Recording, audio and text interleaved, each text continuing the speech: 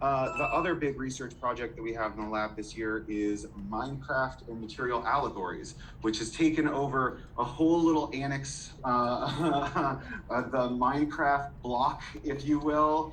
And this is a group that is, well, I'll just let them talk about it. For sure. So we are going with the Minecraft group. Hi. Hello, I'm Theodore. I'm an undergraduate student here at TAG. Richy? Hi, I'm Richy Srirachanikorn. I'm a master's student here at TAG. You're studying sociology, right? I sure am. What are you studying? English. That's very cool. A lot of reading, Yeah, a lot of, well, we both do lots of reading. I know. We're together in the Minecraft block. We use Minecraft as a tool for allegorical thinking. So Minecraft is a game that has some representational properties, but it's not really simulations, right? If you come across a tree in Minecraft, it's made up of a bunch of blocks that represent logs, and you can break down a log and turn it into planks or turn it into sticks, and then use that in some way. But also, as you'll see, Richy, can you look at that tree again? Mm-hmm.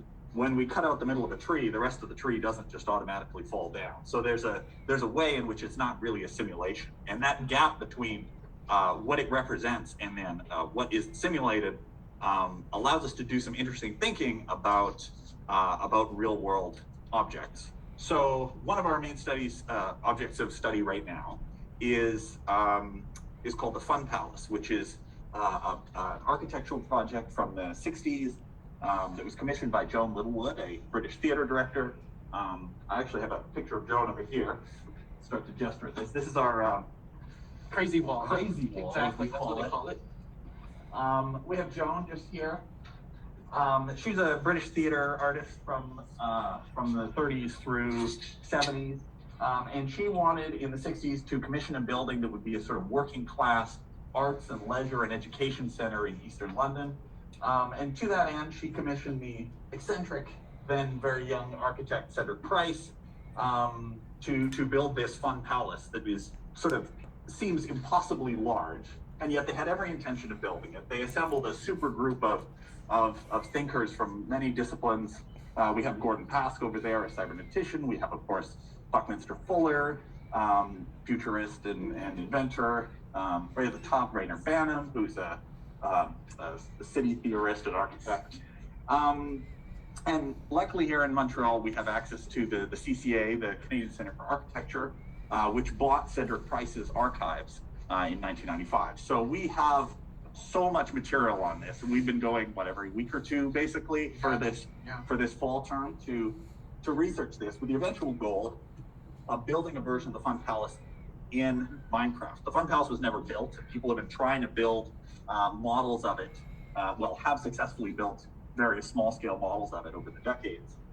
Because of its sort of interdisciplinary structure, it's a very influential project. But now we get to build a working version in a real space with an interdisciplinary team that then hopefully we can invite lots of people to come join us to visit and investigate in the spring. So that's what we've been deep in the trenches on. Do you want to talk about the experience of that research? Richy? So first, thank you so much, Theo. So that actually kind of symbolizes how I'm seeing this whole project, because I'm a sociologist by training. So building blocks for society and social change isn't exactly how we see things. We tend to see things as all interconnected, as all kind of mushy stuff of everyday life. So having kind of the grid, the kind of predictability of Minecraft has helped the sociologists kind of see the patterns of a world that we build, but it's the kind of the randomness, the encounters, the emergent narratives that happen. Oh, see that? It's like the force is here. I want to talk to this camera. The kind of the randomness that comes in, and that's a fantastic way of life to do. Okay, my goodness.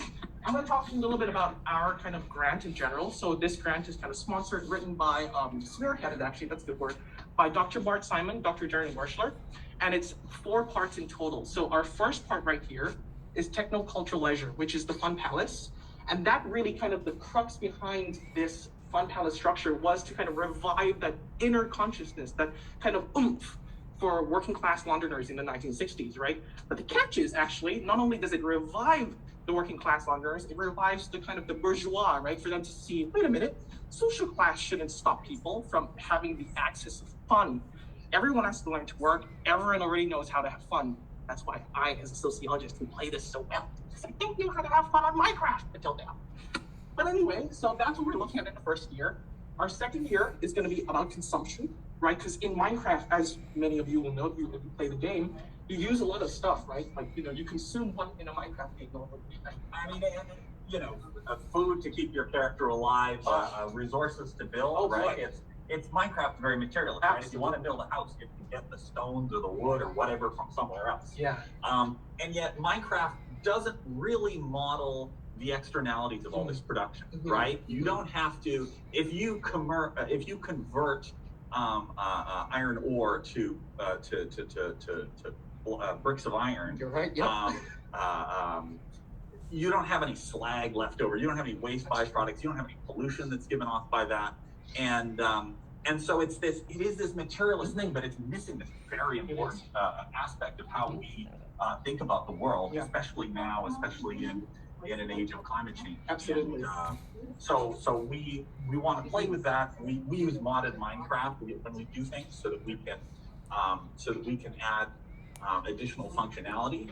And so I suspect we'll be going through for this phase existing mods, but also commissioning some of our own and designing some of our own. Absolutely. Kind of the excess, like what do you do with that excess? How do you play with that?